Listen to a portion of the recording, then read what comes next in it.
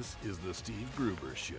Yes, it is. And God bless America, and thank you for being here as we kick off another brand new hour here of the Steve Gruber Show. Glad you're on board. Who do you want in your foxhole, friends? Who do you want there when the chips are down? That's a big question for you every single day here. Who do you want in your foxhole? I want you there, real Americans next to me. Here are three big things you need to know this hour. Number one, the state of Michigan says it needs 66,000 new chargers for EVs at a cost of $1 billion to be where we need to be. 66,000 chargers for EVs. Number two, women have been killed in a blue city again as they look at D.C. and say, hey, can we get some of that cleanup here in Chicago? We'll tell you about that. And number three, over the weekend in Dearborn, Michigan, 40,000 Muslims gathered in the streets. And it's happened for a number of years now. It's 37,000 last year, 40,000 this year. It goes on, right? But I want you to hear from an Islamic leader in Dearborn that I found yesterday on social media because it makes me go, really? This is somebody living in America, an American citizen living here in Dearborn, an Islamic leader calling for the destruction of America. Here it is. The message for the people of Gaza is going to be more of the message that should be sent to the people here, in that they have achieved victory. We haven't done anywhere near enough. And the people here, I promise you, we do feel ashamed. We do feel like we're not doing enough. We do feel like change needs to come, because change must come. And in the form that it must come is that this empire, the American empire that's been hurting our people since the beginning, the imperial Western powers that have been hurting our people since the beginning, they must fall. And inshallah they will fall. And my message to the people of Gaza and the oppressed peoples across the world is that there are people here, both young and old, who are going to be willing to fight and are willing to put their lives and everything they can on the line to bring these empires down, because they must come down. There you have it. America must fall. These are your fellow citizens in Michigan. Well, what do you make of that? What do you make of that? Send me an email. I'd be interested to know what you make of that, because obviously it's a bit unsettling, to say the least. A bit unsettling, wouldn't you agree? Calling for the destruction of America and the imperial Western powers who have been their enemy or something like that. I'm just going to let that marinate. You can send me emails, by the way, at stevegruber.com. Go there, send me an email. Tell me what you think about that. You can always follow me on all the live platforms and send me notes there as well. But go to stevegruber.com, send me an email on that one. Dearborn, Michigan, 40,000 people in the streets.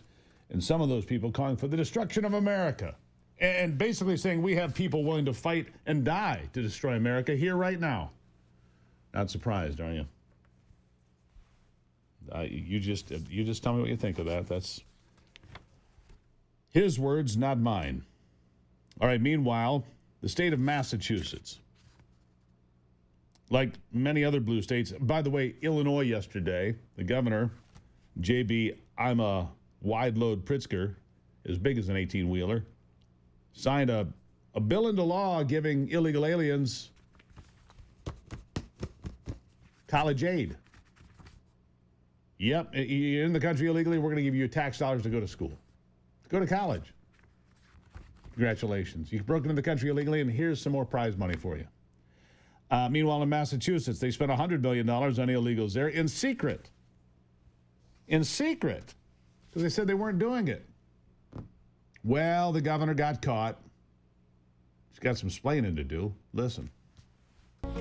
The Massachusetts GOP is criticizing Governor Maura Healey over a new report that shows shifting shelter costs to the state's home-based program. The program provides rental assistance to migrant families.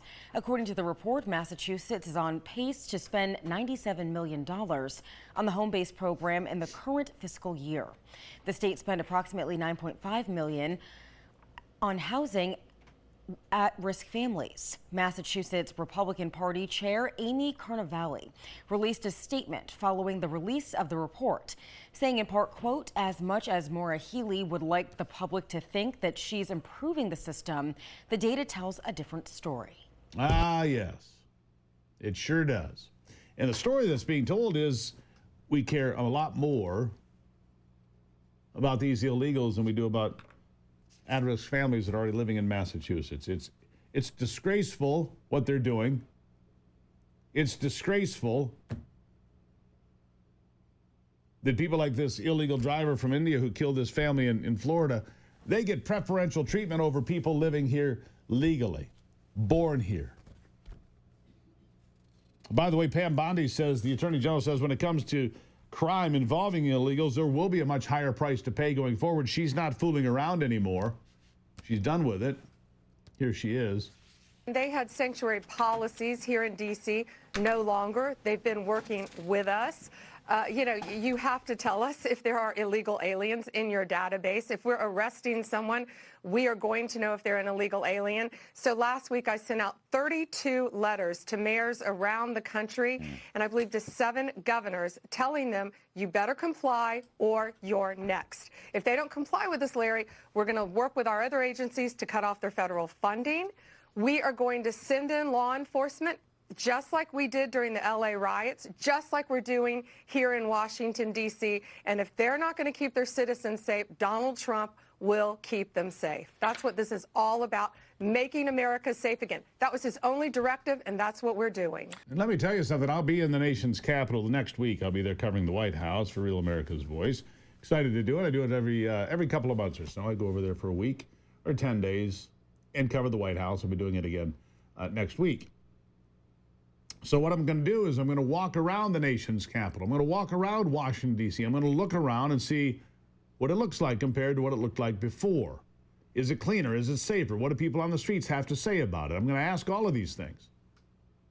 I'm going to ask all of these things, and we're going to find out. I'll be doing videos for social media right there from the front row, so you'll know exactly what's happening down there. Look.